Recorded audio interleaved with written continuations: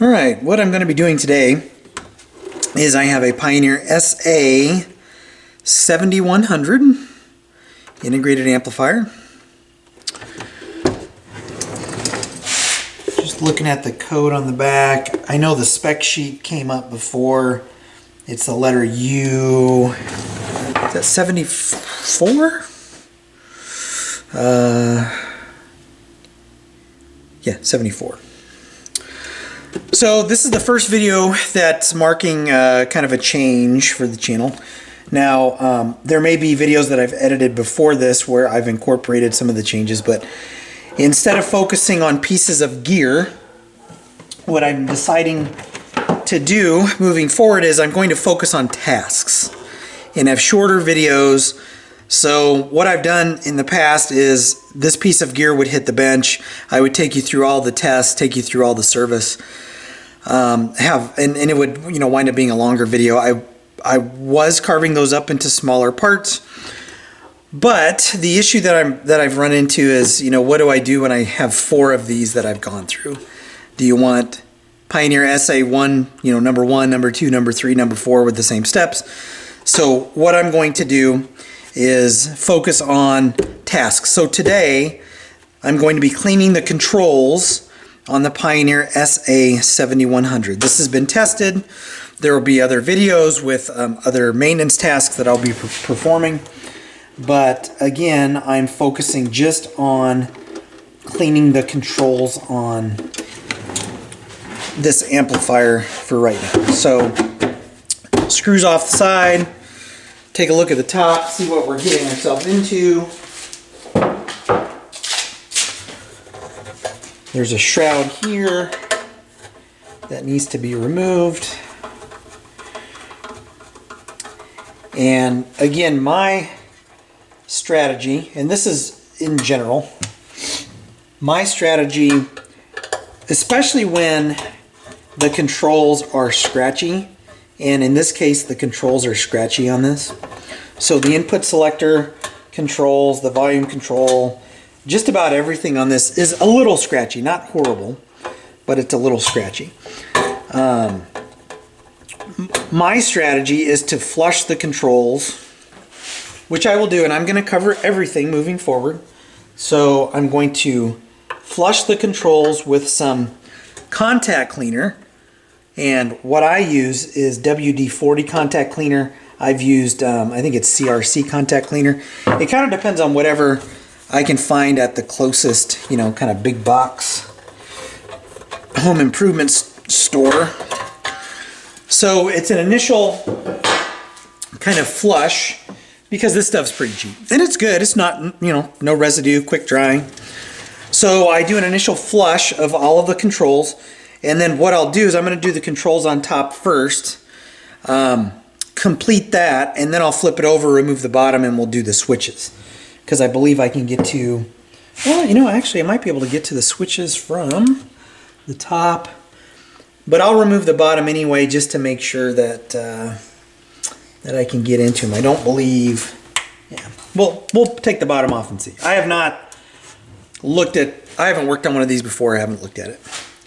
So anyway, standard control cleaning, right? I'm just going to flush the pots with some contact cleaner, move them back and forth 30, 40, 50 times, right? For this one, I'll probably do, around 30 because I'm going to end up, after I flush it with the contact cleaner and I flip it over and do the switches, right?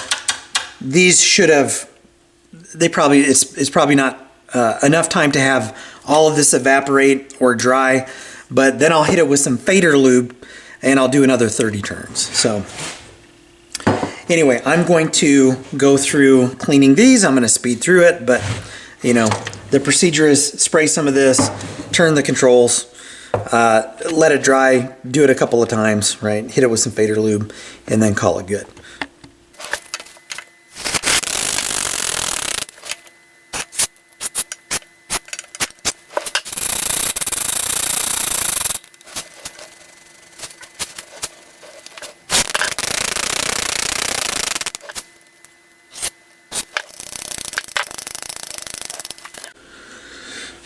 Okay, so the top controls have been treated, cleaned, exercised. So now we'll take the bottom off. There is the loudness switch that I think I can get from the bottom. It's on a little board. So we'll see if we can get it from here. I left my power screwdriver in the house. So I changed direction on the channel a little bit based on comments. And also I am, you know, when you start a channel, you want to have as much content as possible. And I started out recording everything.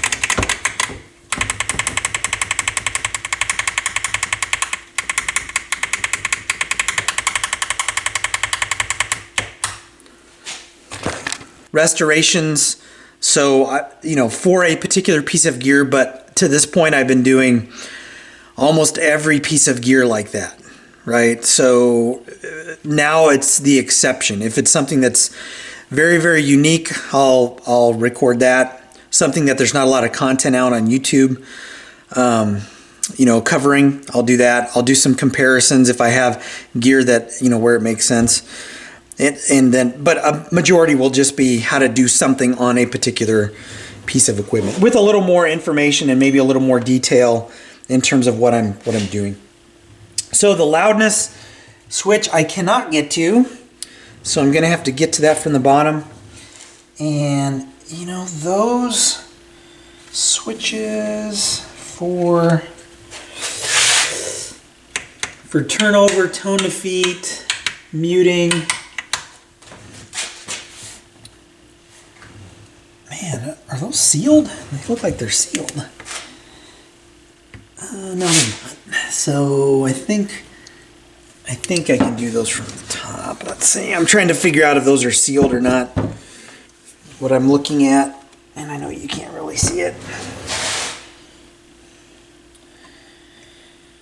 Yeah, it doesn't look like there's any way to easily access those controls. And it looks like I'm gonna have to hit the loudness switch from up here.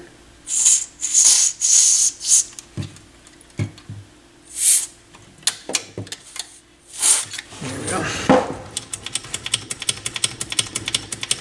So let me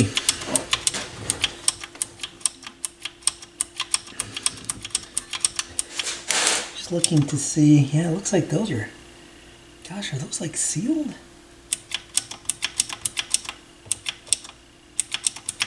So the switches, and the switches I'm talking about are turnover, tone defeat, muting. Might be better to spray from the front, which I normally don't like to do, but it looks like I can probably get the contact cleaner back in there that way. So when I do it this way, which isn't ideal, I put the switches in the down position. Just a little bit. Spray.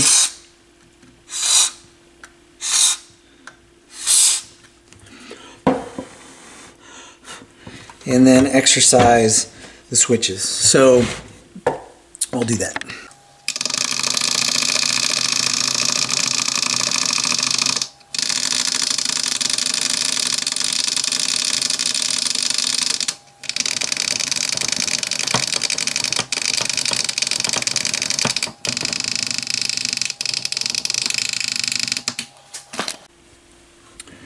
All right, so round one is done. And while those are completely drying, I'm going to give it a real quick test. Make sure we have good sound and all the scratchiness is gone. I'll also be doing a little bit of a cosmetic cleanup. This one is really clean on the inside though. I mean, you can see there's just a little bit of dust back here. Right. And then there's a little bit of stuff on the knobs. And all I do with these is I throw them in some warm water with some Dawn dish soap, and this stuff just comes right off. So I let it soak for about 15 minutes. And then using some kind of brush, like a toothbrush or something like that, just scrub them real quick. Sometimes I just use Clorox wipes. Right, those work pretty well. So now I'm going to go through with some fader lube. Right, some Deoxit F5 fader lube. And do the same thing that I just did, going through hitting all of the pots and switches. Now I just did it with the contact cleaner, right? So I'm just going to repeat that process. I'm not going to go through and film every step or explain anything from this point moving forward. But before I do that, I think I was going to test the sound. And again, it was scratchy on all inputs, so next time I will do a before and after. But I think if you're watching this channel, and you're looking at a video where I'm cleaning some pots, you've heard scratchy pots before. So let's do a. Now this is ZZ Top, so I can't play much of it, but I discovered this song the other day. I've been just listening to it nonstop. Just Got Paid by ZZ Top. And this is a very sweet sounding amplifier. I think I turn this down. All right.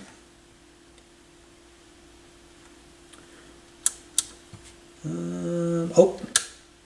No, what do I got going on here? Let's see what I got going on here.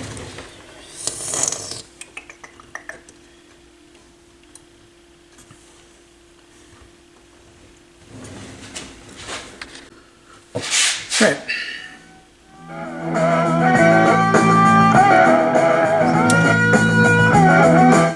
So scratchiness is gone. Yep, scratchiness is all gone. Yep, sounds good. Sounds very good. Right. So I'm going to hit everything with some fader lube now. And the controls will be clean at that point. So this video will be wrapped up in just a few minutes. Let me hit this real quick.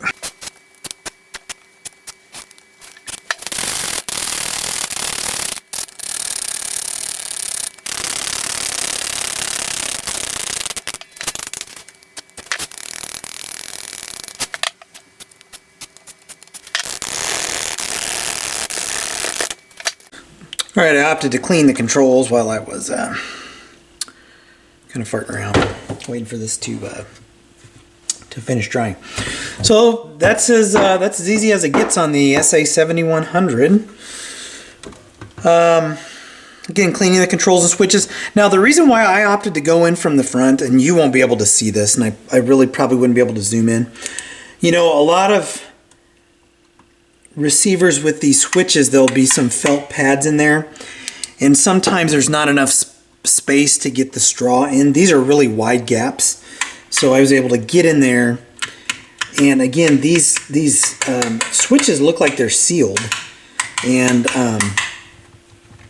you know, just to clean the controls, I wouldn't be inclined to pull that board apart or pull the board out and take those off and, you know, try to clean them that way. If I were recapping this and I had that board out, you know, something like that, I would probably do something like that, but in this case it was just a simple control cleaning. So that's cleaning the controls on a Pioneer SA7100. If you like what you see, hit like, hit subscribe, and I'll catch you in the next video.